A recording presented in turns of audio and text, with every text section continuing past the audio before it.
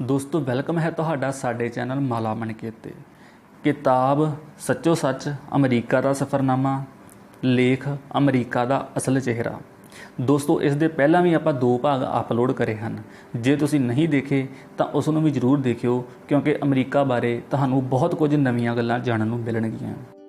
अमरीका विच तुसी किधरे भी 2 टब्बरां नूं किसी एक थां इकट्ठे नहीं वेखोगे, सारे विजोगिया होया जीवन जी रहे हैं। इस विजोगे होए जीवन नूं ओह आज़ादी कहंदे हन। प्यार ਅਤੇ ਹਮਦਰਦੀ ਦੀ ਚਿੱਠੀ ਲਿਖਣ ਦੀ ਥਾਂ ਕਾਰਡ ਭੇਜਣ ਦੀ ਜਿਹੜੀ ਬਿਮਾਰੀ ਅਸੀਂ ਸਹੇੜ ਲਈ ਹੈ ਉਹ ਉਪਰੋਕਤ ਸੰਦਰਭ ਵਿੱਚ ਹੀ ਸਮਝੀ ਜਾ ਸਕਦੀ ਹੈ। ਅਮਰੀਕਾ ਵਿੱਚ ਵਪਾਰਕ ਅਦਾਰਿਆਂ ਨੇ ਆਪਣਾ ਮਾਲ ਵੇਚਣ ਦੇ ਅਨੇਕਾਂ ਢੰਗ ਲੱਭੇ ਹੋਏ ਹਨ। ਪਿਤਾ ਦਾ ਦਿਹਾੜਾ, ਮਾਤਾ ਦਾ ਦਿਹਾੜਾ, ਅਧਿਆਪਕ ਦਾ ਦਿਹਾੜਾ, ਡਾਕੀਏ ਦਾ ਦਿਹਾੜਾ ਆਦਿ ਕੁਝ ਉਦਾਹਰਣਾਂ ਹਨ। ਇਹਨਾਂ ਦਿਹਾੜਿਆਂ ਉੱਤੇ ਦੁਕਾਨਾਂ ਉਹਨਾਂ ਚੀਜ਼ਾਂ ਨਾਲ ਵਿਸ਼ੇਸ਼ ਤੌਰ 'ਤੇ ਸਜਾਈਆਂ ਜਾਂਦੀਆਂ ਹਨ ਜਿਹੜੀਆਂ ਤੋਹਫੇ ਵਜੋਂ ਦਿੱਤੀਆਂ ਜਾ ਸਕਣ। ਕਈ ਦੁਕਾਨਾਂ ਕੇਵਲ ਕਾਰਡ ਹੀ ਵੇਚਦੀਆਂ ਹਨ।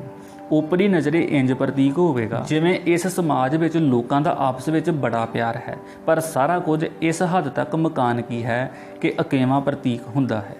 ਸਾਡੀ ਜਵਾਨ ਪੀੜ੍ਹੀ ਨੇ ਅਮਰੀਕੀ ਜੀਵਨ ਨੂੰ ਆਪਣਾ ਆਦਰਸ਼ ਬਣਾ ਲਿਆ ਹੈ ਅਤੇ ਨਕਲ ਦੀ ਵਿਸ਼ਾਲ ਪ੍ਰਵਿਰਤੀ ਕਾਰਨ ਸਾਡੀਆਂ ਆਪਣੀਆਂ ਸੱਭਿਆਚਾਰਕ ਕਦਰਾਂ ਕੀਮਤਾਂ ਖੁਰਦੀਆਂ ਜਾ ਰਹੀਆਂ ਹਨ ਅਤੇ ਮਾਨਸਿਕ ਅਤੇ ਵਿਹਾਰਕ ਦੋਨਾਂ ਪੱਖਾਂ ਤੋਂ ਅਸੀਂ ਨਵੀਂ ਗੁਲਾਮੀ ਦਾ ਸ਼ਿਕਾਰ ਹੋ ਰਹੇ ਹਾਂ। ਪੈਸੇ ਦੀ ਖਾਤਰ ਕੀਤੇ ਜੁਰਮਾਂ ਨਾਲ ਅਮਰੀਕਨ ਜੀਵਨ ਗ੍ਰਹਿਣਿਆ ਪਿਆ ਹੈ। ਜੁਰਮ ਬਿਰਤੀ ਦਾ ਇਸ ਪੱਧਰ ਤੱਕ ਬੋਲਬਾਲਾ ਹੈ ਕਿ ਸ਼ਾਇਦ ਹੀ ਕੋਈ ਇਸ ਤੋਂ ਮੁਕਤ ਹੋਵੇ। ਜੀਵਨ ਦੀ ਗਤੀ ਇਤਨੀ ਤੇਜ਼ ਹੈ ਕਿ ਕਿਸੇ ਅਜਿਹੀ ਪ੍ਰਵਿਰਤੀ ਉੱਤੇ ਕਾਬੂ ਪਾਉਣਾ ਤਾਂ ਇੱਕ ਪਾਸੇ ਰਿਹਾ, ਉਸ ਦੀ ਰਫ਼ਤਾਰ ਨੂੰ ਹੌਲੀ ਕਰਨਾ ਵੀ ਸੰਭਵ ਨਹੀਂ। ਨਵੀਂ ਪੀੜ੍ਹੀ ਇਸ ਹੱਦ ਤੱਕ ਗੈਰ ਜ਼ਿੰਮੇਵਾਰ ਅਤੇ ਬਦਤਮੀਜ਼ ਹੈ ਕਿ ਭਾਰਤ ਜਿਹੇ ਦੇਸ਼ ਦਾ ਵਾਸੀ ਉੱਥੇ ਬਹੁਤ ਚਿਰ ਤਸੱਲੀ ਨਾਲ ਨਹੀਂ ਰਹਿ ਸਕਦਾ। ਅਖਬਾਰਾਂ ਵਿੱਚ ਪੈਸੇ ਦੀ ਖਾਤਰ ਪੁੱਤਰਾਂ ਧੀਆਂ ਵੱਲੋਂ ਮਾਪਿਆਂ ਦੇ ਕਤਲਾਂ, ਪਤਨੀਆਂ ਵੱਲੋਂ ਪਤੀਆਂ ਦੇ ਕਤਲ ਆਦਿ ਦੀਆਂ ਘਟਨਾਵਾਂ ਦੀ ਭਰਮਾਰ ਹੈ। ਹੋਟਲਾਂ ਵਿੱਚ ਨੰਗੇ ਨਾਚ ਕਰਨ ਵਾਲੀਆਂ ਇਸਤਰੀਆਂ ਦੇ ਅਕਸਰ ਕਤਲ ਹੁੰਦੇ ਹਨ ਕਿਉਂਕਿ ਜਵਾਨ ਗਾਹਕ ਉਹਨਾਂ ਨਾਲ ਭਾਵਕ ਸਾਂਝ ਪਾ ਲੈਂਦੇ ਹਨ ਅਤੇ ਜਦੋਂ ਉਹਨਾਂ ਦੀਆਂ ਇੱਛਾਵਾਂ ਦੀ ਪੂਰਤੀ ਨਹੀਂ ਹੁੰਦੀ ਜਾਂ ਜਦੋਂ ਕੋਈ ਨਾਚੀ ਵਧੇਰੇ ਦਾਤ ਦੇਣ ਵਾਲੇ ਗਾਹਕ ਨਾਲ ਵਧੇਰੇ ਅਪਣੱਤ ਨਾਲ ਪੇਸ਼ ਆਉਂਦੀ ਹੈ ਤਾਂ ਕਈ ਵਾਰੀ ਦੰਗਾ ਫਸਾਦ ਹੁੰਦਾ ਹੈ। ਮਾਪਿਆਂ ਵੱਲੋਂ ਸੰਤਾਨ ਨੂੰ ਯੋਗ ਅਗਵਾਈ ਨਾ ਮਿਲਣ ਕਾਰਨ ਸੰਤਾਨ ਨੂੰ ਨਾ ਕੋਈ ਸੇਧ ਮਿਲਦੀ ਹੈ, ਨਾ ਹੀ ਅਗਵਾਈ, ਅਤੇ ਨਤੀਜਾ ਇਹ ਹੁੰਦਾ ਹੈ ਕਿ ਨਵੀਂ ਪੀੜ੍ਹੀ ਨਾ ਕੇਵਲ ਲਾਪਰਵਾਹ ਹੈ ਸਗੋਂ ਸਮਾਜ ਵਿਰੋਧੀ ਵੀ ਹੈ। ਅਮਰੀਕਾ ਵਿੱਚ ਬੱਚੇ ਨਹੀਂ ਵੱਡੀਆਂ ਆਫਤਾਂ ਹਨ। ਅਮਰੀਕਾ ਵਿੱਚ ਹਥਿਆਰ ਰੱਖਣ ਦੀ ਖੁੱਲ੍ਹ ਹੈ ਅਤੇ ਅਕਸਰ ਹਰ ਵਿਅਕਤੀ ਨੇ ਬੰਦੂਕ ਜਾਂ ਪਿਸਤੌਲ ਰੱਖੀ ਹੋਈ ਹੈ। ਸਫ਼ਰ 'ਤੇ ਹਥਿਆਰ ਬਿਨਾਂ ਜਾਣਾ ਸੁਰੱਖਿਅਤ ਨਹੀਂ ਮੰਨਿਆ ਜਾਂਦਾ। ਜਿਸ ਵਿਅਕਤੀ ਕੋਲ ਹਥਿਆਰ ਹੋਵੇ ਉਸ ਵਿੱਚ ਗੁੱਸਾ ਜਲਦੀ ਚੜ੍ਹਨ ਦੀ ਪ੍ਰਵਿਰਤੀ ਪੈਦਾ ਹੁੰਦੀ ਹੈ, ਜਾਂ ਜਿਸ ਵਿੱਚ ਗੁੱਸਾ ਜਲਦੀ ਚੜ੍ਹਨ ਦੀ ਪ੍ਰਵਿਰਤੀ ਹੋਵੇ ਉਹ ਹਥਿਆਰ ਰੱਖਣ ਬਾਰੇ ਸੋਚਦਾ ਹੈ। ਹਥਿਆਰ ਉੱਥੇ ਇਵੇਂ ਵਿਕਦੇ ਹਨ ਜਿਵੇਂ ਸਾਡੇ ਹਲਵਾਈਆਂ ਦੀਆਂ ਦੁਕਾਨਾਂ ਉੱਤੇ ਖਾਣ ਵਾਲੀਆਂ ਚੀਜ਼ਾਂ ਵਿਕਦੀਆਂ ਹਨ। ਅਮਰੀਕੀ ਜੀਵਨ ਵਿੱਚ ਹਥਿਆਰਾਂ ਦੀ ਭਰਮਾਰ ਕਾਰਨ ਹਿੰਸਾ ਦਾ ਬੋਲਬਾਲਾ ਹੈ। ਭਾਵੇਂ ਸਭਨੀ ਥਾਈਂ ਪੁਲਿਸ ਦੇ ਪ੍ਰਬੰਧ ਬੜੇ ਕਰੜੇ ਹਨ ਅਤੇ ਹਰ ਇੱਕ ਵਿਅਕਤੀ ਨੂੰ ਪਤਾ ਹੁੰਦਾ ਹੈ ਕਿ ਦੂਜੇ ਕੋਲ ਵੀ ਹਥਿਆਰ ਹੋਵੇਗਾ, ਫਿਰ ਵੀ ਹਿੰਸਾ ਬਹੁਤ ਅਧਿਕ ਹੈ। ਸਾਰਾ ਅਮਰੀਕੀ ਸਮਾਜ ਹਿੰਸਾ ਦੇ ਸਹਿਮ ਥੱਲੇ ਜਿਉਂ ਰਿਹਾ ਹੈ। ਹਿੰਸਾ ਦੀ ਪ੍ਰਵਿਰਤੀ ਨੂੰ ਪ੍ਰਚਾਰਨ ਦਾ ਕੰਮ ਅਮਰੀਕਾ ਦੀਆਂ ਫਿਲਮਾਂ ਕਰਦੀਆਂ ਹਨ। ਅਮਰੀਕੀ ਫਿਲਮਾਂ ਦੀਆਂ 2 ਵੰਨਗੀਆਂ ਵਿਸ਼ੇਸ਼ ਤੌਰ ਉੱਤੇ ਪ੍ਰਵਾਨਿਤ ਹਨ। ਇੱਕ ਵੰਨਗੀ ਹਿੰਸਾ ਵਾਲੀ ਫਿਲਮਾਂ ਦੀ ਹੈ ਅਤੇ ਦੂਜੀ ਕਾਮ ਸੰਬੰਧੀ ਫਿਲਮਾਂ ਦੀ ਹੈ। ਇਹਨਾਂ ਫਿਲਮਾਂ ਨੂੰ ਸਮਾਜ ਦਾ ਹਰ ਵਰਗ ਵੇਖਦਾ ਹੈ ਅਤੇ ਵੇਖਣ ਵਾਲਿਆਂ ਦੀ ਮਾਨਸਿਕਤਾ ਸੁਭਾਵਿਕ ਹੀ ਫਿਲਮਾਂ ਵਿਚਲੇ ਵਰਤਾਰਿਆਂ ਨੂੰ ਵੇਖ ਕੇ ਡੂੰਘੇ ਅਤੇ ਵਿਸ਼ਾਲ ਰੂਪ ਵਿੱਚ ਪ੍ਰਭਾਵਿਤ ਹੁੰਦੀ ਹੈ। ਅਮਰੀਕਨ ਹਰ ਹੀਲੇ ਅਮੀਰ ਹੋਣਾ ਚਾਹੁੰਦੇ ਹਨ, ਸੋ ਉਹਨਾਂ ਵਿੱਚ ਪਾਪ ਪੁੰਨ ਦਾ ਵਿਚਾਰ ਨਹੀਂ ਉਪਜਦਾ। ਅਮਰੀਕਾ ਵਿੱਚ ਮੈਨੂੰ ਇਹ ਵੇਖ ਕੇ ਹੈਰਾਨੀ ਹੋਈ ਕਿ ਉੱਥੇ ਲਾਟਰੀ ਪਾਉਣ ਦੀ ਪ੍ਰਵਿਰਤੀ ਬੜੀ ਬਲਵਾਨ ਹੈ। ਹਰ ਸ਼ਹਿਰ ਦੀ, ਹਰ ਪ੍ਰਾਂਤ ਦੀ ਆਪਣੀ ਵੱਖਰੀ ਲਾਟਰੀ ਹੈ। ਪੈਸੇ ਕਮਾਉਣ ਦੇ ਲਾਟਰੀ ਅਤੇ ਜੂਏ ਵਰਗੇ ਹੋਰ ਵੀ ਅਨੇਕਾਂ ਢੰਗ ਅਤੇ ਸਾਧਨ ਹਨ। ਹਰ ਅਮਰੀਕਨ ਲਾਟਰੀ ਰਾਹੀਂ ਅਮੀਰ ਹੋਣ ਦੇ ਸੁਪਨੇ ਲੈ ਰਿਹਾ ਹੈ ਅਤੇ ਅੰਨੀ ਦੌੜ ਵਿੱਚ ਰੁੱਝਿਆ ਹੋਇਆ ਹੈ। ਇਹੀ ਕਾਰਨ ਹੈ ਕਿ ਉਸ ਦਾ ਕਿਸੇ ਚੀਜ਼ ਨਾਲ ਮੋਹ ਨਹੀਂ। ਲਾਭ ਹੋਣਾ ਚਾਹੀਦਾ ਹੈ। ਅਮਰੀਕਨ ਹਰ ਚੀਜ਼ ਵੇਚਣ ਲਈ ਤਿਆਰ ਹਨ। ਪੈਸੇ ਦੇ ਜਾਦੂ ਨਾਲ ਸਾਰੇ ਅਮਰੀਕਨ ਅਨੇਕਾਂ ਚਰਿੱਤਰ ਕਰ ਰਹੇ ਹਨ। ਜਿਹੜੀ ਚੀਜ਼ ਵਿੱਚ ਲਾਭ ਨਹੀਂ ਉਸ ਦੇ ਉੱਥੇ ਕੀਤੇ ਜਾਣ ਦੀ ਕੋਈ ਸੰਭਾਵਨਾ ਨਹੀਂ ਹੁੰਦੀ। ਸਾਡੇ ਦੇਸ਼ ਵਿੱਚ ਗਰੀਬੀ ਜ਼ਰੂਰ ਹੈ ਅਤੇ ਇਸ ਗਰੀਬੀ ਦੇ ਅਨੇਕਾਂ ਕਾਰਨ ਹਨ, ਪਰ ਫਿਰ ਵੀ ਸਾਡੇ ਜੀਵਨ ਵਿੱਚ ਮਨੁੱਖੀ ਹਮਦਰਦੀ ਦੀ ਭਾਵਨਾ ਹੈ। ਇੱਕ ਦੂਜੇ ਦੇ ਦੁੱਖ ਨੂੰ ਸਮਝਣ ਅਤੇ ਵਡਿਆਉਣ ਦਾ ਜਜ਼ਬਾ ਹੈ। ਅਮਰੀਕਨ ਪੈਸੇ ਵਾਲੇ ਕੰਗਾਲ ਹਨ। ਉਹ ਮਾਨਸਿਕ ਅਤੇ ਆਤਮਿਕ ਪੱਖੋਂ ਵੀ ਗਰੀਬ ਹਨ। ਉਹਨਾਂ ਨੇ ਵਿਸ਼ਾਲ ਸਾਧਨਾਂ ਵਾਲੇ ਇੱਕ ਅਸੰਤੁਸ਼ਟ ਸਮਾਜ ਦੀ ਸਿਰਜਣਾ ਕੀਤੀ ਹੈ। ਅਮਰੀਕਨ ਜੀਵਨ ਦਾ ਜਿਸ ਤੇਜ਼ੀ ਨਾਲ ਸਾਡੇ ਜੀਵਨ ਉੱਤੇ ਪ੍ਰਭਾਵ ਪੈ ਰਿਹਾ ਹੈ, ਉਸ ਨਾਲ ਸਦਾਚਾਰ ਪੱਖੋਂ ਸਾਡਾ ਸਮਾਜ ਨਿੱਘਰੇਗਾ। ਅਮਰੀਕਨ ਪ੍ਰਭਾਵਾਂ ਅਧੀਨ ਯੂਰਪ ਵੀ ਨਿੱਘਰ ਰਿਹਾ ਹੈ। ਸਾਡੇ ਦੇਸ਼ ਵਿੱਚ ਭ੍ਰਿਸ਼ਟਾਚਾਰ ਦੇ ਸਹਾਰੇ ਚੱਲ ਰਹੇ ਅਮੀਰ ਘਰਾਂ ਵਿਚਲਾ ਅਮਰੀਕਨ ਜੀਵਨ ਪ੍ਰਣਾਲੀ ਵਾਲਾ ਵਰਤਾਰਾ ਸਮੁੱਚੇ ਸਮਾਜ ਨੂੰ ਡੇਗਣ ਅਤੇ ਭ੍ਰਿਸ਼ਟ ਬਣਾਉਣ ਦਾ ਨਿਰੰਤਰ ਯਤਨ ਕਰ ਰਿਹਾ ਹੈ। ਅਮਰੀਕੀ ਜੀਵਨ ਦੀ ਜਿਹੜੀ ਗੱਲ ਸਭ ਤੋਂ ਵੱਧ ਹੈਰਾਨ ਅਤੇ ਦੁਖੀ ਕਰਨ ਵਾਲੀ ਹੈ, ਉਹ ਉਹਨਾਂ ਲੋਕਾਂ ਦੇ ਬਾਕੀ ਦੇ ਸੰਸਾਰ ਪ੍ਰਤੀ ਅਵੇਸਲਾਪਣ ਹੈ। ਉਹਨਾਂ ਦੀ ਫਜ਼ੂਲ ਖਰਚੀ, ਅੰਤਾਂ ਦਾ ਸਮਾਨ ਅਜਾਈਂ ਗਵਾਉਣ ਦੀ ਪ੍ਰਵਿਰਤੀ ਅਤੇ ਬਾਕੀ ਦੁਨੀਆ ਤੋਂ ਲਾਪਰਵਾਹੀ ਆਦਿ ਇੱਕ ਸੋਚਵਾਨ ਵਿਅਕਤੀ ਨੂੰ ਬੇਚੈਨ ਕਰਨ ਵਾਲੀਆਂ ਗੱਲਾਂ ਹਨ। ਮਾਲ ਵੇਚਣ ਲਈ ਉੱਥੇ ਅਨੇਕਾਂ ਨਵੇਂ ਢੰਗ ਲੱਭੇ ਜਾ ਰਹੇ ਹਨ। ਭਾਵੇਂ ਕਿਸੇ ਨੂੰ ਕਿਸੇ ਚੀਜ਼ ਦੀ ਲੋੜ ਨਹੀਂ, ਪਰ ਹਰ ਕੋਈ ਖਰੀਦੀ ਹੀ ਜਾ ਰਿਹਾ ਹੈ। ਤੁਹਾਡੀ ਜੇਬ ਵਿੱਚ ਪੈਸਾ ਹੋਵੇ ਸਹੀ, ਕੱਢਣ ਦਾ ਢੰਗ ਉਹ ਆਪੇ ਲੱਭ ਲੈਣਗੇ, ਕਿਉਂਕਿ ਹਰ ਚੀਜ਼ ਉਧਾਰ ਮਿਲ ਜਾਂਦੀ ਹੈ। ਸੋ ਖਰੀਦਣ ਦੀ ਬਿਰਤੀ ਵੀ ਲਾਪਰਵਾਹੀ ਦੀਆਂ ਹੱਦਾਂ ਛੋਹ ਰਹੀ ਹੈ ਅਤੇ ਨਤੀਜਾ ਇਹ ਹੈ ਕਿ ਹਰ ਘਰ ਵਿੱਚ ਅੰਤਾਂ ਦਾ ਬੇਲੋੜਾ ਸਮਾਨ ਪਿਆ ਹੈ ਅਤੇ ਘਰ ਨਾਲੋਂ ਵਧੇਰੇ ਸਟੋਰ ਲੱਗਦੇ ਹਨ। ਅਮਰੀਕਨ ਘਰਾਂ ਦੇ ਗੈਰਾਜ ਵਾਧੂ ਸਮਾਨ ਨਾਲ ਤੂੜੇ ਪਏ ਹੋਣ ਕਰਕੇ ਕਬਾੜੀਆਂ ਦੀਆਂ ਦੁਕਾਨਾਂ ਦਾ ਦ੍ਰਿਸ਼ ਪੇਸ਼ ਕਰਦੇ ਹਨ। ਜੀਵਨ ਵਿੱਚ ਮਿਲ ਵਰਤਣ ਦੀ ਥਾਂ ਮੁਕਾਬਲੇ ਦੀ ਬਿਰਤੀ, ਦੂਜਿਆਂ ਨੂੰ ਪਛਾੜ ਕੇ ਅੱਗੇ ਲੰਘ ਜਾਣ ਦੀ ਲਾਲਸਾ ਅਤੇ ਹਰ ਹੀਲੇ ਆਪਣਾ ਉੱਲੂ ਸਿੱਧ ਕਰਨ ਦੀ ਕਾਹਲ ਨਾਲ ਬੰਦੇ ਮਸ਼ੀਨਾਂ ਬਣ ਗਏ ਹਨ। ਮਨੁੱਖ ਨਾਲੋਂ ਮਨੁੱਖ ਦਾ ਸੰਪਰਕ ਟੁੱਟ ਗਿਆ ਹੈ। ਘਰ ਟੁੱਟ ਰਹੇ ਹਨ। ਹਰ ਕਿਸੇ ਨੂੰ ਸਰੀਰਕ ਪੱਧਰ 'ਤੇ ਜੀਵਨ ਮਾਣਨ ਦੀ ਕਾਹਲ ਹੈ। ਸੋ ਬੱਚੇ ਰੁਲ ਰਹੇ ਹਨ ਅਤੇ ਬਜ਼ੁਰਗ ਵਿਰਲਾਪ ਕਰ ਰਹੇ ਹਨ। ਅਮਰੀਕਾ ਵਿੱਚ ਜੀਵਨ ਦੀ ਗਤੀ ਇਤਨੀ ਤੇਜ਼ ਹੈ ਕਿ ਕਿਸੇ ਕੋਲ ਰੁਕ ਕੇ ਸੋਚਣ ਦੀ ਸਮਰੱਥਾ ਜਾਂ ਵੇਲ ਨਹੀਂ।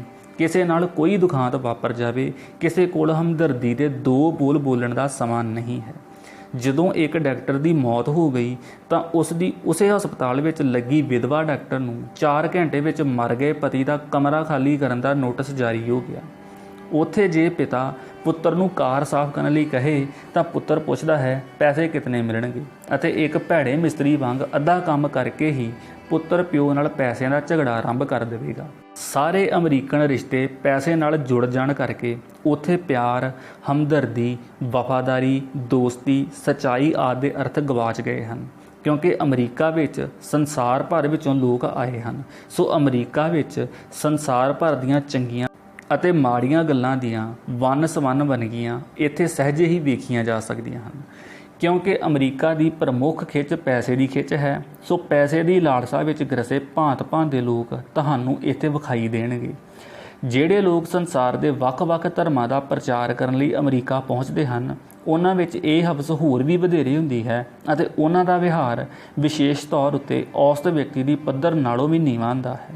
ਅਮਰੀਕਨ ਆਪ ਮੰਨਦੇ ਹਨ ਕਿ ਉਹਨਾਂ ਦੇ ਵੱਡੇ ਵਡੇਰੇ ਲੁਟੇਰੇ, ਡਾਕੂ ਅਤੇ ਸਮੁੰਦਰੀ ਧਾੜਵੀ ਸਨ। ਇਹੀ ਕਾਰਨ ਹੈ ਕਿ ਅਮਰੀਕਾ ਦੇ ਅਜਾਇਬ ਘਰਾਂ ਵਿੱਚ ਲੁਟੇਰਿਆਂ ਅਤੇ ਵਿਸ਼ੇਸ਼ ਕਰਕੇ ਸਮੁੰਦਰੀ ਡਾਕੂਆਂ ਦੀਆਂ ਝਾਕੀਆਂ ਆਮ ਹਨ। ਅਮਰੀਕਨਾਂ ਦੀ ਆਰਥਿਕਤਾ ਇਤਨੀ ਸ਼ਕਤੀਸ਼ਾਲੀ ਹੈ ਕਿ ਹੁਣ ਉਹ ਆਪਣੇ ਲੁਟੇਰੇ ਹੋਣ ਨੂੰ ਮੰਨਣ ਤੋਂ ਸ਼ਰਮਾਉਂਦੇ ਨਹੀਂ, ਸਗੋਂ ਮਾਣ ਮਹਿਸੂਸ ਕਰਦੇ ਹਨ।